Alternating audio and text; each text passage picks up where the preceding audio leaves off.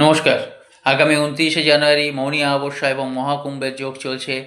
আপনারা এই মহাকুম্ভে এবং মৌনী অমাবস্যায় একটা অচূক উপায় আপনারা করে দেখুন, নিশ্চয়ই ফল পাবেন। আপনাদের অর্থনৈতিক দিক দিয়ে দারুণ মানে যোগাযোগ আসবে।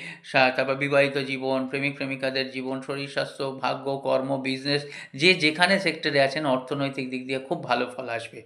মানসিকও ভালো হবে। কি করবেন? একটা শুকনো নারকোল নেবেন, মাথাটা কাটবেন, তাতে ওই নারকোলে চাল, চিনি, কালো তিল এবং দেশি ঘি ভরবেন।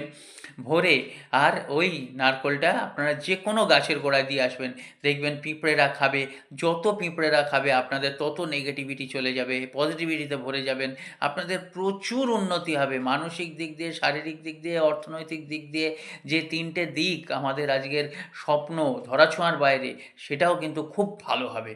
ভালো থাকবেন। নমস্কার, ধন্যবাদ। নতুন যারা দেখছেন সাবস্ক্রাইব